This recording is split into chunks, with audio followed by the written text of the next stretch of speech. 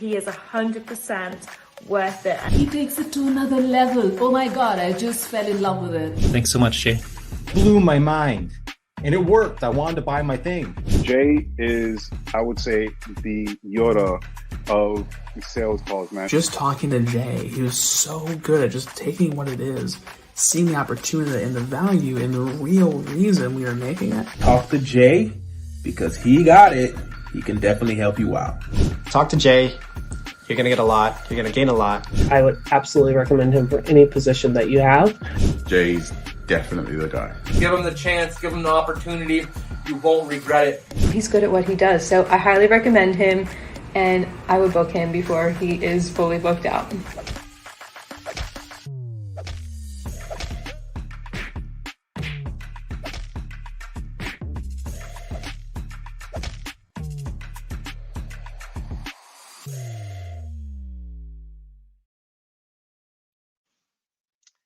Hey everyone, welcome to the Sales Ninja Show podcast. I am super excited to help you sell more, to give more. I have a special guest that we are going to be having on the show today. Super stoked to have Will Grimes bring a wealth of experience from his distinguished background in the Marine Corps and Special Operations, where he served with honor for nearly a decade.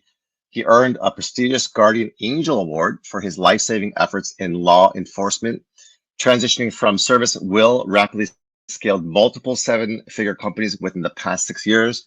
Today, he is deeply committed to empowering real estate agents to elevate their brands and businesses through immediate, innovative strategies in YouTube, social media, and personal branding. Let's welcome Will Grimes to the stage.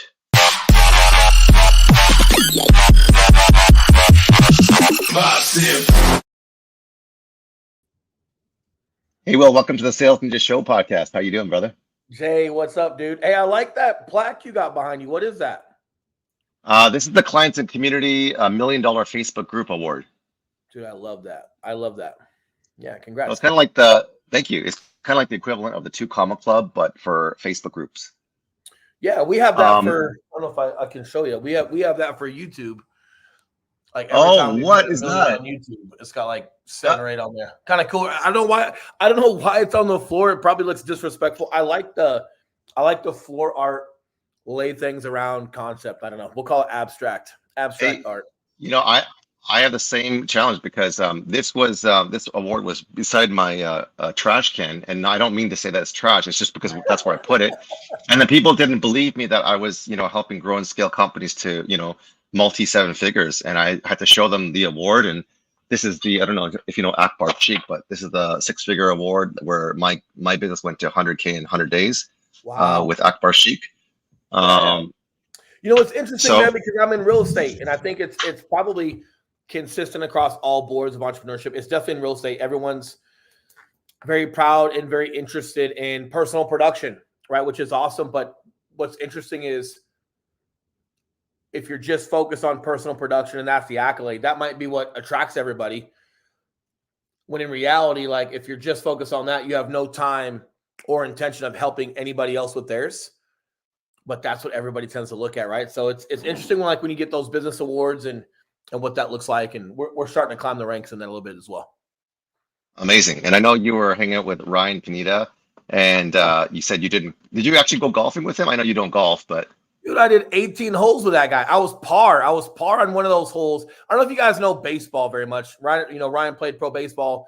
I played, 5 minutes of pro baseball. And there's one thing you do when a pitcher is throwing a no-hitter is you don't fucking talk about it, right? You just let it happen. And I was going par on this hole, and I'm getting ready to make my putt. And he's like, hey, this is par, right? Like if you hit that, this is par. And I was like, dude, you should have just let it be. You should have just let me hit it, not make it a big deal. Of course, I was just right of the hole. And the reality, though, that was a great hole. The reality of the rest of my golf game was mildly interesting. I've never been on a golf course before golfing. Wow. So not bad, dude. I hit a couple good shots. It's more so for the networking, right? Like I was meeting with him. We've partnered with Ryan Pineda. I've been on his podcast. He's been on mine. I spoke at WealthCon in January for him alongside of Tim Tebow. Great time. But it's a great friendship that's come from that. And we've now partnered with coaching, man. So he's actually coaching me one-on-one with my team. His team is collaborating with my team. and we're starting to build that next level and just some really, really cool, really big stuff. And so, our Monday was just all whiteboards and inside the marketing room with just teams and just really structuring some cool stuff. But once you get past the note taking and now you're just talking and strategizing some of the stuff, it's nice to just get outside and hit some golf balls. And he's like, hey man, we can stay in here all night if you want, but we can also just go do this for fun. And here's my favorite part about Ryan's golf game. I was like, dude, here's my deal. I'll go, but I hear a lot of talk about people say, like, when they go golf with someone, they learn everything about them, right? Like if they say they got it in less strokes than they actually did, or if they don't want to go chase their ball down, how committed as a business partner it's going to be. And I was like, or they just don't give a fuck about golf, right? And I said, dude, if you're that guy, let's not go, because I'm going to play your ball. He's like, yeah, it's called Scrabble. He could care less. He couldn't care less. Couple went in the bush, no problem. We kept moving. We probably banged out 18 holes in 2.5 hours, which apparently is pretty quick. But a lot of fun, a lot of great content, and it just gave us some time outside the office to just get to know each other even more and just really have that time for friendship, man. We've been around each other for a couple of years now, and it's been a lot of fun. Amazing. Well, 18 holes in 2.5 hours is a world record, because typically it takes 4 to 4.5 hours. So you beat it by 2. I don't need a lot of time. I don't need a lot of time behind the tee. Wow. Well, and if you're a pro baseball player like Ryan, then you guys can hit it a mile, I'm sure, too, right? No, you got to unlearn how you swing a baseball bat. It's a different technique, and on top of that, I'm 39. I feel like I'm in good shape, but like my hips are tight, right? Like there's just certain mobility pieces to momentum and swinging, and I hope this isn't a golf podcast, and I'm gonna super. It isn't. Long story short, here, talk to Ryan about your golf game. He's pretty impressive. Amazing. So let's talk about your background. We're gonna go into the Marine Corps, but before that, before real estate, where did your entrepreneurial journey begin? Was it from your family? Was it from your friends? Were you, selling, Pop-Tarts or candies at your elementary school and, upcharging people? How did it all start? I was probably a thief before I was an entrepreneur, man. I remember like stealing my sister's necklaces and giving them to like cute girls in 5th grade. I did the mowing. I know it. I did the mowing the lawn thing as a kid, just like make money. And we had great parents. Our parents loved us. We didn't have much growing up. And if we wanted like more than just 2 pairs of jeans and 2 shirts for school clothes, we had to work and do that. So I was doing a lot of just mowing lawns, things like that as a kid. I honestly, man, like my grandparents are entrepreneurs. My dad's an entrepreneur. I've got uncles that are. I just never saw that in myself. I didn't think mowing lawns was entrepreneurial. I thought I just worked hard. And teenagers, I think I was like 13, 14 when I started mowing lawns. Like you just want some extra money and possibility. And I go through baseball. I go through Marine Corps. I go through. I know we're going to review some of this, but I go through government work after that. I helped my buddy, police work, and then I helped my buddy build a fitness company, like a brick and mortar. They were like GNCs. But we did food prep and some other stuff. And we built that from 2 to 14 stores in 2 years. I was his number 2. That was like my first experience with just being around entrepreneurs. I still didn't see it, man. Like I remember I came home one night and like not frustrated, but just a little tired or whatnot. And I remember my wife was like, hey, have you ever thought if you work 16 hours a day for yourself, what that would look like? I said, no, like I haven't. Like I've always just done really well fitting into some type of framework, right? Military, police, my buddy's fitness company, he had just gotten it licensed to be a franchise. So he kind of went through that. And like, I do great at like just maximizing that. And I didn't, man. I didn't really identify it probably until about, I think I was 33 then, 34. And wow. I'm 39. I've only been like, as much as we're going to talk about with real estate and brand building, I've only been in it 6 years, man. That's crazy, man. Yeah. So, so from grade 5, giving your sister's jewelry to cute grade 5 girls, mowing lawns at 13. Other girls too, by the way. Like just for the record, dude, it looked good on them. How's your relationship with your sister now? That's another question, maybe for another podcast. Yeah, one's really good, one's not. Like both by design, right? Like it's perfect. I love it. So you served in the Marine Corps in Special Ops for nearly a decade, and you earned the prestigious Guardian Angel Award. And a lot of people may not know what that is, and or what kind of work or duty you did in the Marine Corps. Can you explain some of the stories and or skills that you learned that helped you in your entrepreneurial journey? Yeah, great question. So I didn't spend a decade in special. I spent a decade, just under a decade, right around a decade in the Marine Corps. And I was in the Marine Corps infantry. And I was attached to special operations through being a part of a fast unit for a portion of that, and learned a lot of great stuff. As far as that Guardian Angel Award, that's a Medal of Honor. That's the highest award you can get. I got that while being a police officer. And believe it or not, it was a call for fire. It was a fire call. A semi had exploded on the semi, and yeah, just not good. So our local fire department gave me their Medal of Honor, but because I'm not a firefighter, they call it Guardian Angel, just to separate it. But it's their highest honor that they give out. But like looking back on all of it, when it comes to like stories and what I've learned, my mom was a hippie growing up, right? Like I love her, 3-time Olympian, but she was a hippie. Yeah, for fencing. What? Yeah. So no guns in the house. They're not toys. We're not playing with them. I remember in 5th grade during indoor recess, like I'm from Denver, right? So when it snows real bad, you got to stay inside for recess. We watched The Lion King.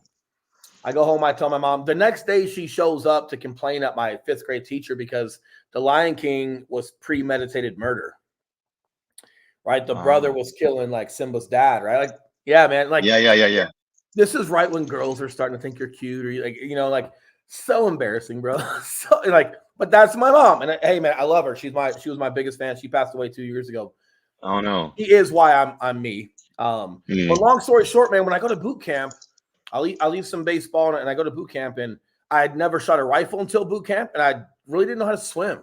So a lot of difficulty there, right? And like I remember the first week when you first start like the shooting portion of boot camp, you do what's called dry fire. So you're sitting and you're practicing different positions. You have a rifle, but there's no ammo in sight. You're just pulling the trigger on an empty gun just to practice sighting in on targets and practicing positions. The second week, you get into real live fire. Now, this is where drill instructors are a little bit nicer to you because you have a loaded gun. They don't want you going like crazy on the rifle range. Yeah, I bet.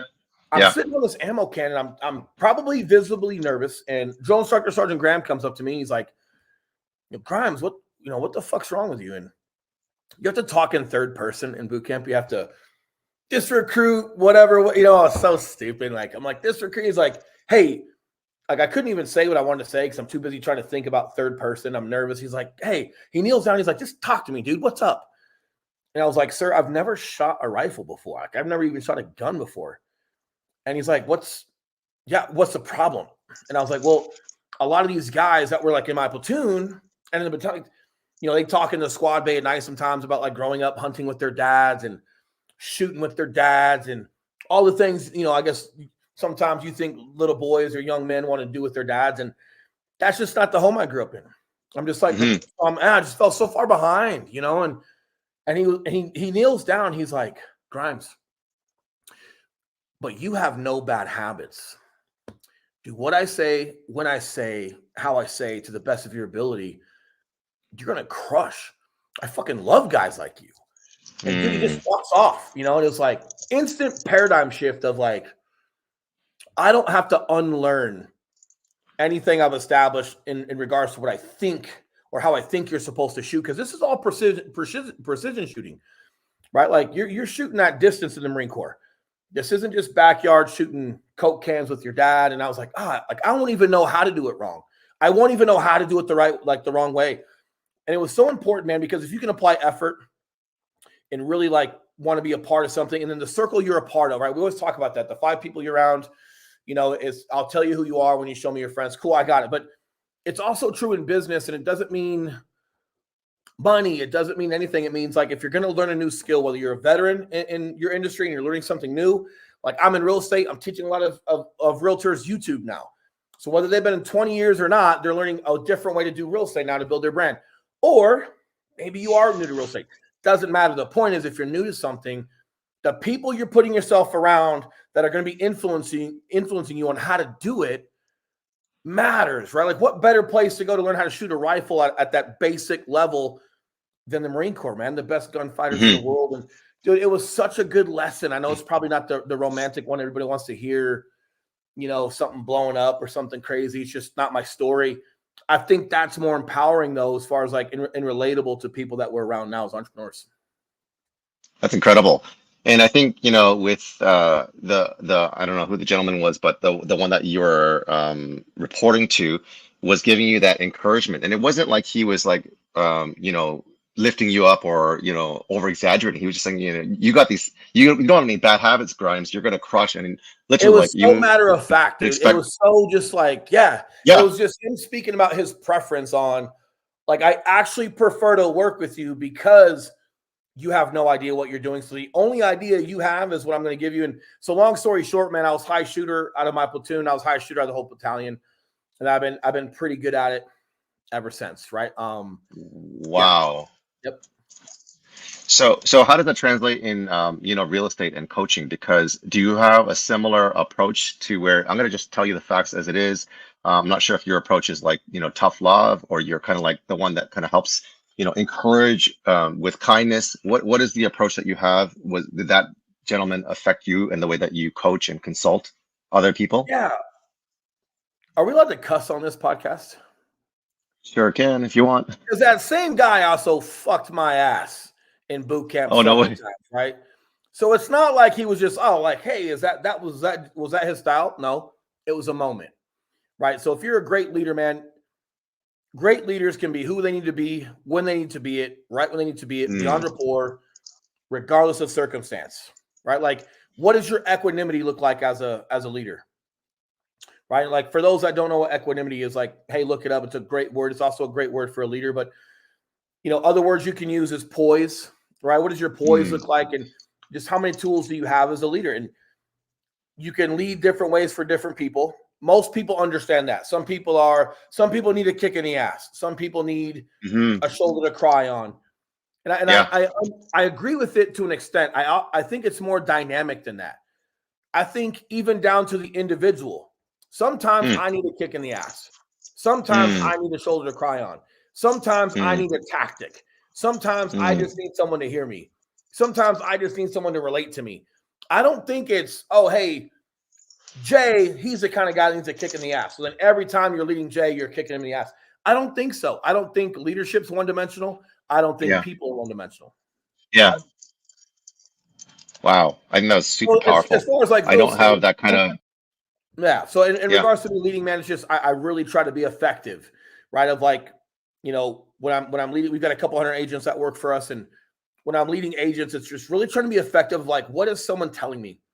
Like, what are they saying? Not just literally, and do I understand them, but it's like, what's beneath it? Is there trouble at home? Is there frustration because maybe there's lack of knowledge on how to do something and they're too nervous to speak up because they don't know how to run a CRM because they're not tech savvy?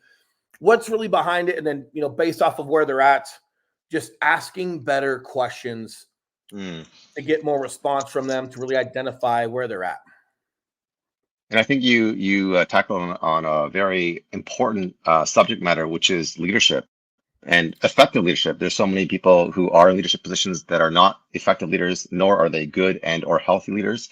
How can one become a better leader without going to the Marine Corps? Well, what was the Marine Corps for me? Experience. It's reps, and it's learning how to follow. It's learning how, like, before I ever led a Marine, I had to learn how to lead myself as a Marine, correct?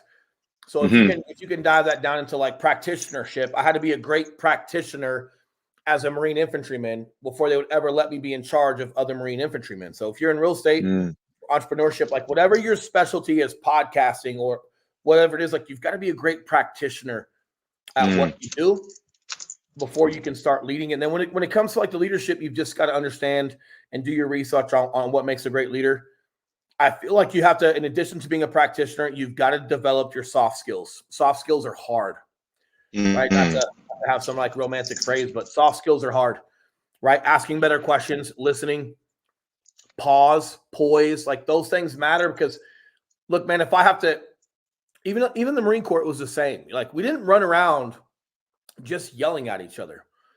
Dude, guys don't give a shit. Eventually one of them's going to punch you if that's all you're going to do. They don't care, man. Like, you gotta like it's being effective, right? So whether you're a parent, leading Marines, leading a team in real estate, if all you're gonna do is like yell at someone or get on them, at some point, you know, their adrenal gland per se is tapped out. Like it's no longer responding to what you're doing when you're just a hammer. So like, dude, if I have to get on my kids, that needs to count, right? Because if I get on my kids and then they think I'm bluffing because that's how I always act, now I got to go further, don't I?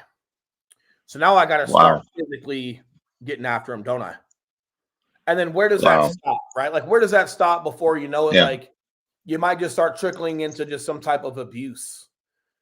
And it's like, man, you know, could you be effective with less? So I really try to just utilize different tools of leadership, man, and like developing them. I still think to this day, asking better questions versus assuming, and it's not to give people excuses on like why they're not doing something.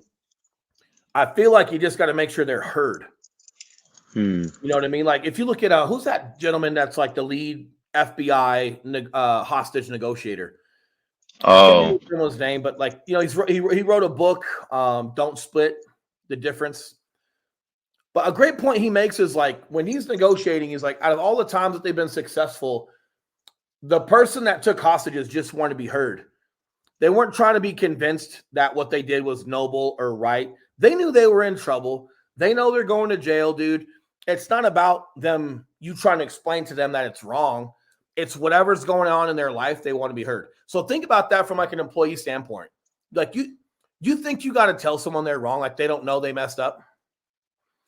But if you're so quick to correct before they're heard, I don't know if you're going to be effective or you're just bossing people around. But if you can listen to them, ask better questions, allow them to articulate, allow them to make them feel like they're heard, and then create correction with like some type of strategy that will just help what they're doing, I think you'll get a better result because you allow them to be heard. So they'll actually care about creating a better result for you as a leader. If they don't think you care, why would they care about the result they're going to give you? At some point, they're tapped out and they're moving on. Amazing. Chris Voss, I looked it up. Is that the guy that you're talking about? I think so, man. Yeah, I've never met him. I don't know too much about the guy. I've got some friends that have met him and are personal friends with him. And it was just an interesting statistic when he was talking about everything that made those guys successful. It really just came down to how well can we make that person feel heard while also still trying to like dynamically create a safe solution for getting people out of there. It was just interesting. Incredible. And I know you said not to romanticize this, but I think that's what makes you an effective leader. Because I don't know what the stat was, but I heard way back when, because I was in pastoral ministry and a man of faith, and one of the greater men of faith leaders in pastoring was saying some stat like there's, I think, 5% of the population that have the gift of leadership. Half of them, which is 2.5%, don't use it, and the other half don't know they have it. So there's a huge gap in the space of leadership, and I'm hearing leadership throughout this conversation that I think definitely people need. You talked about hundreds, I think you said, of real estate agents that are underneath you. Yeah. When we talk about effective leadership, my next question is the hiring and firing process. How do you bring on a dream team of people who are not couch potatoes and who are not like, I'm going to tell you how this works well because I'm better than you, right? Great example, man. There's a girl that works for us. Her name is Lauren. Great girl, great friend. And she came on as an agent, as a realtor, right? So 1099, right? And she's a realtor, and she's taking our training, whatever it may be. And like, you'll pay attention to people's energy and ambition, right? She was eager for more. She was ambitious for more. And like, we've got a ton we've got online courses. We've got online universities for all of our agents. But because we've developed them, I can also see if people log in and use them. So when people are calling me with questions, and I know I've answered those questions in the university, in order for me to like give you what you need, but also still drive this bus of where my time is spent most effectively. It's like, oh, you won't spend your own time to learn, but you got no problem taking my time for something that's basic. And hey, save me for the bigger dynamic questions. And then, hey, go study. But dude, she was always logging in. She was always studying for more. She was always eager to help. Well, we ended up getting busy enough with agents that we needed a full-time onboarder. So what better person than the one that's logging into everything, learning everything, knowing where everything's at, eager to be a part of the crew and really bring people a part of the culture. Now she's literally a part of the culture and the experience for handfuls of agents that are coming through each month. And I think naturally, man, if you find a great person, you'll find them a position in entrepreneurship. Yeah. Because dude, the second she got here, I mean, my business partner and I, Eli, we had our eye on her, right? Like already, and it's like, man, like we're not quite sure, where they're gonna play. Like, look at Bill Belichick when he drafted Julian Edelman, college quarterback, right? Doing this other stuff, little itty bitty guy, and they draft him, and Bill Belichick says, "Hey, not sure where we're gonna play you, but you're a good football player. I'll see you tomorrow," right? And if you guys go back and listen to like Julian Edelman's, podcast, or when he's talking about his story, it's like, dude, there were just so many different things he was trying, but his effort to train with Tom Brady and take reps after reps after reps, like Bill Belichick literally like invented the slot receiver and like how that dynamic works in addition to like the big wideouts that are tall and fast. But again, it's just looking for quality players of like, man, I'm not sure where this guy fits, but he's a great player. And when the ball's in his hand, good things happen. And he started doing kickoff and punt returns because, hey, when the ball's in his hand, he's got good things to it. And eventually it develops into like the guy's got 2 or 3 Super Bowl rings. He's a Super Bowl MVP with some of his catches as a receiver. And he'll probably be in the Hall of Fame, all from everyone else just looking at him as a quarterback. No one was going to draft him. Like, he wasn't that great as a quarterback. In college, the guy was not going to go to the league.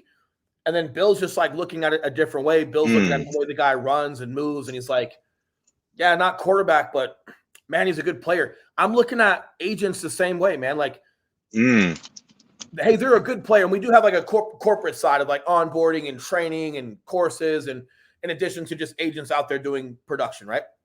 So we have to have some of that stability. And we were eager to find her a spot. It had to be the right position that would be worth her time. Obviously this is, but it's that. I think something else, because I know that's unique and that type of person doesn't come around all the time. So, those are hard. But here's what I will say, and I get it from Gary Vee, and I do agree that it works. Gary Vee says you got to stop taking so much hiring people and get just more effective at the firing, right? Like when you hire somebody, they're going to be the best version of themselves and tell you all the right things. And it's really hard to figure out whether they're going to be able to execute or not, versus just making sure that your commander's intent and roles and responsibilities and what they're in charge of and their pedigree for is there. There's nothing left to talk about. You just got to try to put them in a position to win.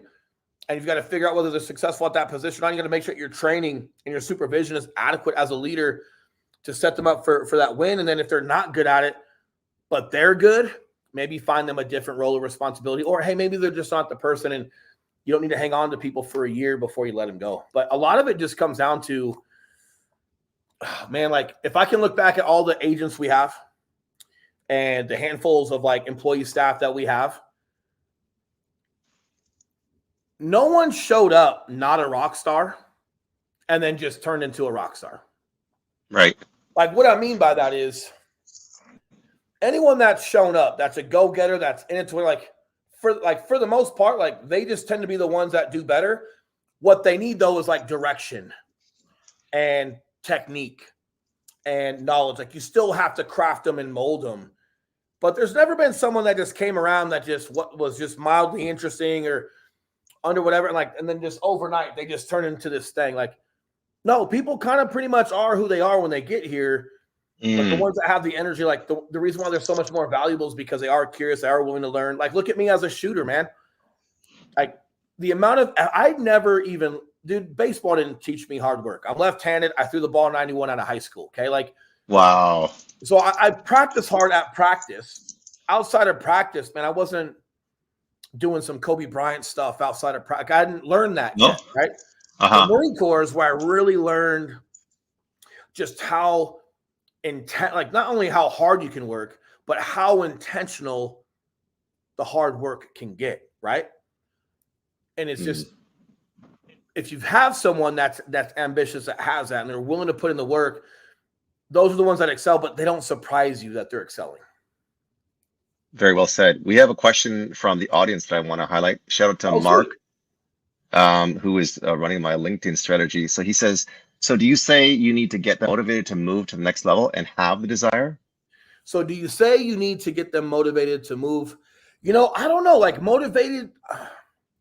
I think you've got to like help them see the path. You have to connect the dots of what's possible. I feel like motivation is still at the source, their responsibility. Like if I gotta wake up in the morning and say 10 nice things to myself in the mirror and then go jump in this cold bath. So when I'm at work, I'm ready to go. Like whatever that is, I got it. That's me. That's a me thing. However, indirectly, second step of motivation, a lot of times is the clarity, right? Like when you know what you're working for and what's possible if you put the work in, that's also indirectly motivating, correct? So I feel like as a leader, you've really got to embrace and identify like your ones that are motivated, and you've really got to lean in and create clarity behind what the work goes to and like what's possible for them along the way. Mark is responding, and thank you for tuning in. Yeah, that makes sense. Another question, because you're a high shooter, you're a person who fires, and that measure twice and cut once. How do you know, or when do you know when to fire? Because you've obviously had hundreds of people come through, and is it like a process of 3 strikes you're out? And pardon the baseball pun, but how do you know, and when do you know when to fire? Yeah, I think you got to measure progress. Yeah, like I mean, at the level we're doing stuff, brother, you're going to get a lot wrong when you get here. You're going to be on like strike 30, and I'm probably on strike 5,000, right? If you're continuing to like you're striking out all the entire way as you go, right? So there's going to be a lot of things wrong, especially when you're new and you're coming into something like with Lauren. She's an awesome, awesome agent, and she's great at her onboard, but you don't think she did anything wrong along the way with how she says something or when to say something or how to introduce something, or hey, you're doing it, but people still aren't logging on to the university, so they're not getting it. Maybe the onboarding and then the education should be 2 separate meetings, because you're putting 10 pounds of shit in a 5-pound bag, because for whatever, like they're not logging in, so people aren't. So there's a lot of things you're going to get wrong. For me, it's just where does their ambition stay? How well am I keeping them positive? Because wrong isn't incorrect. In baseball, 3 strikes, you're out. Yeah, I get it. With where we work, it's like, oh man, it's more so just, are we making progress every day? Because you're crafting this person that becomes perfect for agent onboarding, agent attraction, and just making sure that everything goes well for them. Like imagine your perfect assistant, right? Or your perfect right-hand man, like you're crafting that, correct? You're molding that. You're molding that. Right? So like the corrections, they're probably not strikes. In baseball, it is, and you're out. In business, it's more so just whether it's something. Look, even when you do something well, you know what we do? Let's identify why that was good, and let's triple down on it. So even when you get something right, we're still working at it. So when you get something wrong, it's not any different behind the scenes. It's just, all right, well, how do we just fix that and mitigate it, or just get rid of it and not do it, right? Like there's still work behind the result. Something was right. How do we triple down and do more of it? Something wasn't right. Let's identify why. Us, the source, what, right? And then, hey, let's correct it. It's really, dude, they're so similar. So it's more so progress and just their ambition. And I guess the last thing I'll leave you with this, I'm getting long-winded on this question, capacity. Okay. When you get a quarterback in college and like, let's say they're like an All-American, they're crushing it, right? The hard part from going to college in the NFL is, even though you're crushing in college, what the NFL teams don't know is like, okay, you're crushing, but are you at your highest level that you're capable of?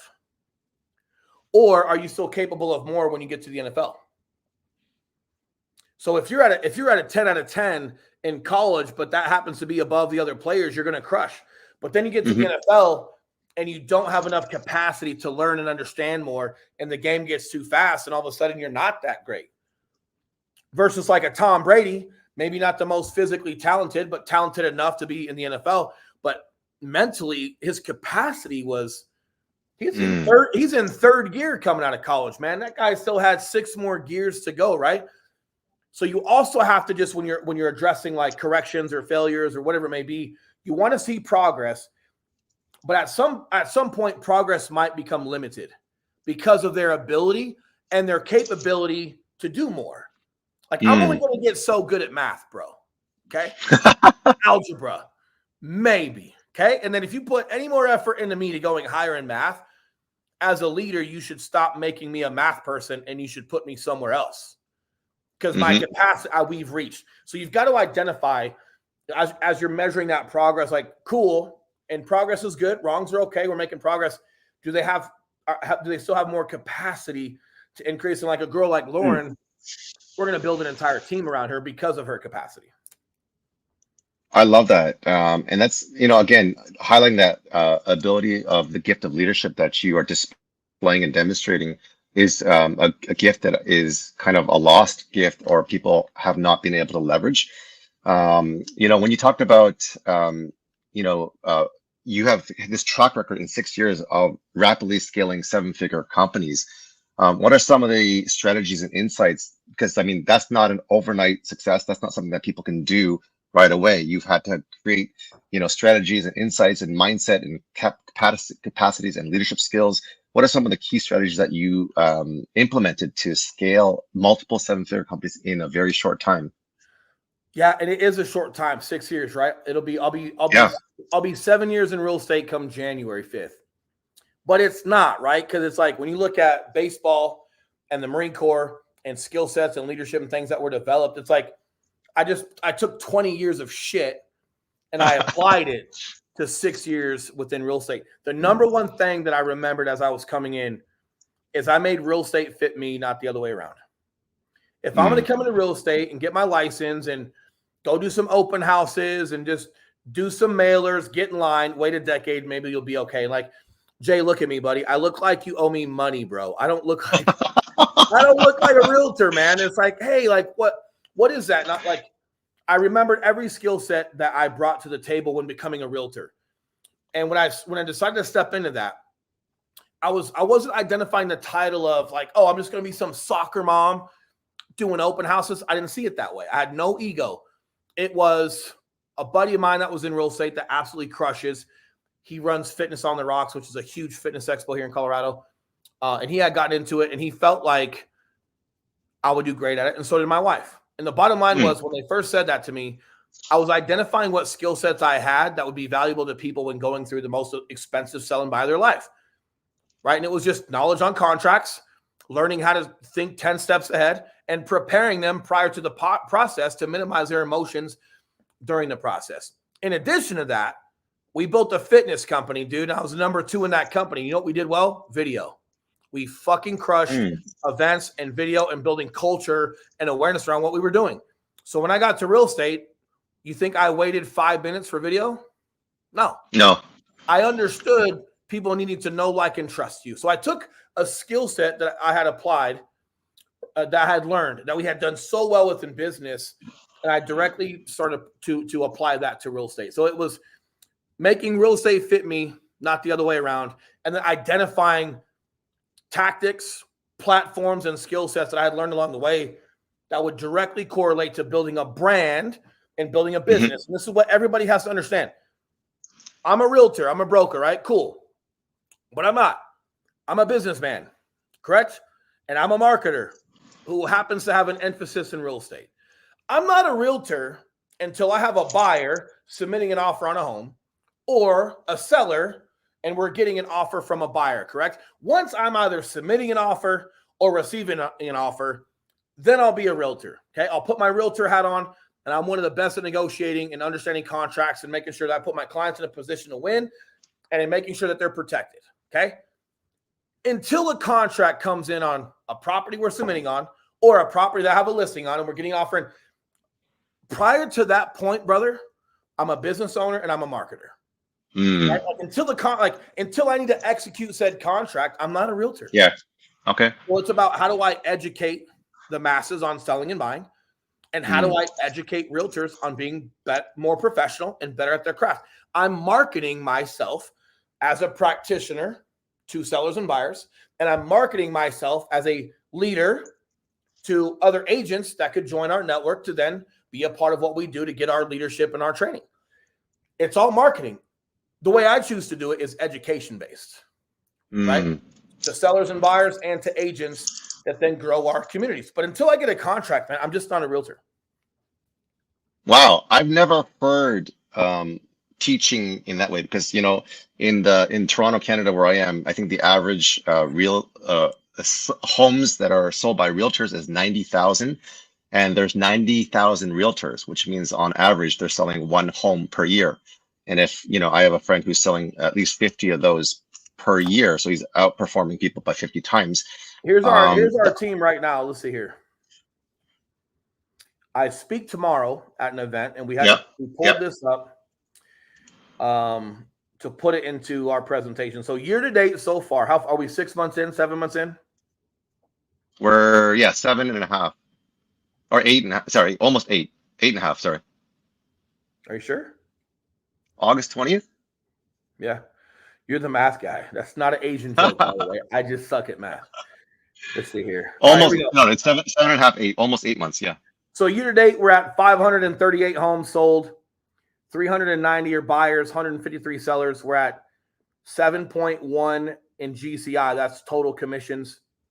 And our total volume, if you add it up like homes sold, is just shy of 300 million so far for the year. Wow. Wow. Yeah, man. 538 homes. That's insane. How many people on your team? Handful. Yeah, this is within our team and our network.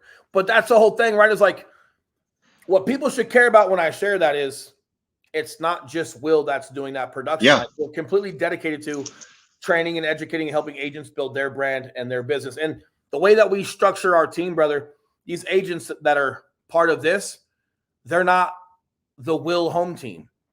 They're their brand, their name, their business. We just happen to help them. So when they're signing the contract, they're taking credit. Doesn't matter if I'm helping them with their YouTube channel, with leads, whatever I'm doing as a leader, but you're not putting it in my name like most real estate team leaders do. You're not. It's in your name, and you've got your own brand. Behind the curtain, we're helping everybody grow their thing. And there's just a new way to do real estate. And like, we love and appreciate that, right? But it's about community and how well you can help everybody else get versus, hey guys, look at me and just what I'm doing. It's toxic, if you ask me. Yeah, I mean, I've never seen and heard real estate in the way that you share it with training and educating. And typically people would go under their brand or under their brokerage to build their brand, to build their business, to help these people help you make more money, but them still kind of suffering. A new way to do real estate. That's far different from what I hear because when I get these real estate flyers every single day, so many people of the 90,000 real estate agents who are selling one home a year are doing the same old marketing tactics with the flyers and the market research. How do you, this is maybe the last question to respect your time. How do you stand out from the rest? Because I know you talked about video and you talked about branding. How do you, what's that? Brand. Like, dude, people have to know, like, and trust you. And it's not going to come from a flyer. And I'm not saying I don't flyer. I know when and how to flyer, right? Like I know how to flyer an open house. I know how to flyer when I've got a listing under contract. And those are all warm flyers because I'm in that neighborhood. I know how to work my way into that neighborhood versus just your typical cold flyers. But it kind of goes into this next question. What's your chosen platform for marketing? People need to know, like, and trust you. By far, YouTube is where you need to be. YouTube made us millionaires. Okay. We sold 140 homes last year alone just from our Living in Denver channel. And just to give you guys some specifics on that, we have a channel called Living in Denver. We show everything you need to know when it comes to moving to or living in Denver. Okay. Google owns YouTube, right? So when people are searching on Google, best neighborhoods to live in Denver, top school districts in Denver, best home builder in Denver, like they're Googling that stuff. They're YouTubing that stuff. Those are both information-based platforms. When I go to my Instagram, right? Cool. I'm going to my Instagram. Great. I'm just going to cruise through my news feed. I'm not necessarily trying to sit here and learn anything, am I? I'm just scrolling. Correct? Yeah. It's cool until I need to like get off the toilet and then I'm done scrolling. Correct? People are going to YouTube, man, to learn. We're looking at our analytics from our YouTube channel. Over 70% of our viewers are coming from their TV. That means they're literally sitting down and watching what they need to know about Denver. And we have call to action so people know we're realtors. right? So our phone number and our emails pop up, and dude, people call, text, and email, and they set up a Zoom call with us so we can walk them through the home buying process in Colorado. And last year alone, 140 of those came from just our YouTube channel. And that was just our one channel in Denver. So, but again, it's like, okay, but dissect it. It's a search engine. So we understand how to we understand SEO and understand how to find what people are searching for, because we're going to make content that people are searching. I'm not going to make a YouTube channel and talk about the top 3 things you must know about a real estate contract, because nobody's searching that. That's also not the right time to train them. People are just looking at where they want to move. I'll help you. And then when we get to the contract portion, I'll teach that. I'm not teaching it on YouTube because that's not what you're looking for. And I don't need to talk to you about that anyway. Okay. Like we're just not there yet. Right. But also on video, man, like people find out I'm a veteran. They find out I'm a father when I'm talking about school districts. They get some humor from me. They get to let me articulate, and I'm building value. And dude, it's your best friend. It's evergreen. Do you know how many thousands and thousands and thousands of hours we've had people watch our channel? There's probably somebody watching our channel right now. But I'm with you, Jay. And they get to watch it as long as they want. And they get to set up a phone call with us. And then we've got time slotted for that. But by far, YouTube is what's let us scale in front of more people most efficiently these past couple of years. And our channel, when you look at all the sales, like helping people buy or sell from our channel, dude, it's been 7 figures for the first year. We made just over 800,000. Every other year, it's been over 7 figures. Wow. Incredible. And here's the last question for you. What has fatherhood taught you about a business and life? Oh, yeah. Grace. Yeah. Grace, understanding, patience, sacrifice a little bit. I think we're all selfish by nature, and you got to give time to your family. It's not that I don't want to. Of course I want to, but there's just things that become more important because of your family, right? So I feel, man, I think entrepreneurship is the best self-development thing you can do because it requires so much of you. Like your success in entrepreneurship is directly predicated on how well you can grow as a human, right? Wow. I love that. Right? I mean, fatherhood would then be the best thing any male could go through when growing and just maturing as a man. It just, and but I'll say this, it's like parenting too, right? Because my mom passed away 2 years ago. And I swear I'm the father I am, and I'm the man I am because of a woman. Oh, wow. Yeah, man. Yeah. Like everything about, think about this, man. I know we're getting long-winded. I know you have to go. I'm leaving a professional sport, right? End of 04, 05. Do the math on the war back then. Okay. Like my mom's an athlete, loves it. I'm in pro baseball for 5 minutes, dude. I have a buddy pass away in Iraq, and I decided to go to the Marine Corps. And I didn't do that to be a hero. I wasn't, going and avenging my buddy. I was actually burnt out and lost and didn't know what to do in baseball, man. Like I didn't go all in, and I wasn't prepared. And so I decided to go and think about a mother. I'm her only son and I'm her youngest child. And from the second I wanted to go to the Marine Corps to all the things I did in the Marine Corps, to government work, to police work, not one word outside of support. She didn't say she was scared. She didn't say, are you sure? She didn't say, I'm not sure if I want you to go. Dude, not one word, and I didn't even find this. She was so supportive. I didn't even know it was support because I didn't know any better, brother. Yeah. And I'm like in my late 20s, really late 20s. I just became a cop. No, excuse me. I might've been 31. I was just getting done with being a cop. And we're at our cabin in Estes Park with some of my friends, and my mom's there, and we're playing dominoes or cards or something. And I'm drinking a beer and just fucking laughing it up with my friends. And I'm getting my mom laughing, and then she starts crying, dude.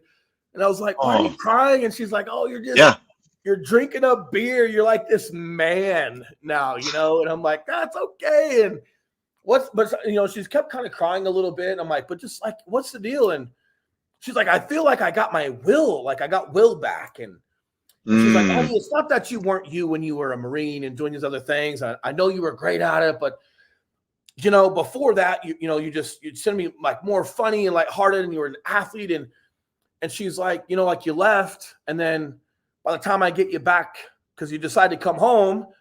So I came home and decided to be a cop. She's like, I was so excited because you were coming home, but then you were just doing the same thing here on the street as a patrol cop as you were as a Marine, and you just, you weren't safe. And I worry about you. And so I was with this fitness company now, like I was doing all that work and smoking and joking. And dude, she held her breath for 16 years. You know what I mean? Of like never letting me know it bothered her, dude. Wow. And it's just like when you look back of how fearful parents are about their kids going to the military, especially, during that time, and, to not even utter, I'm scared, I'm nervous, I'm not sure if I want you to go. None. Only thing out of her mouth the entire time, dude, until that day at our cabin was nothing but support, buddy. And like, we all like to think we're that supportive. I'd like to think I'm that supportive as a father, but like, you don't really know, right? Until like you're in that position. And just moms, dude, they're incredible, right? But like, it's just important. It's also important for me because I've got a daughter as well, and I've got two sons. And it's just, it's really important that I went through that. And I understand how little boys need their moms and little girls need their dads, right? Like there's dynamic there. And that's important for me because as much as I understand my sons and they're me, it's like, I know the role that mom has to be and where she can be effective. And that's such a gift for me to now be a parent and experiencing that to then push that to my kids. I'm speechless. That was beautiful. She's a stud, and man. Yeah. Thank you for sharing. And thank you for being so vulnerable with that incredible testimony of, your leadership and what you achieved coming from your mom. Wow. I've learned so much, and I want to thank you so much, Will, for being on the show and for sharing all those experiences, life stories, and the skills that you have, achieved and been able to grow, and the leadership skills that you've been able to remind us of that we're maybe not doing in our businesses to grow and scale. And just want to thank you so much for your heart. I really love your heart and your ability to give and be direct. Because you that kind of leadership and love is needed in this world because you truly care. And so thank you, Will, for your time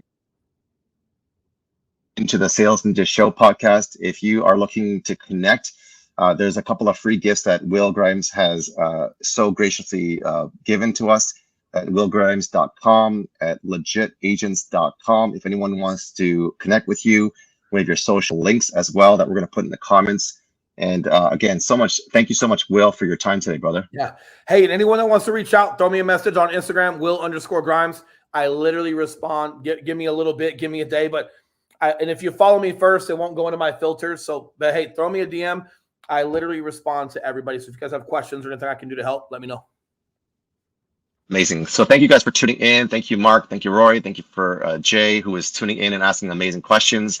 Again, we're here to help you to sell more, to give more. So if you're looking to grow your business and scale it with sales without sounding salesy, definitely hit me up, and we will definitely see if you're a good fit to help you grow and scale. Thank you, Will, again, and we'll see you guys in the next show. Take care, everyone.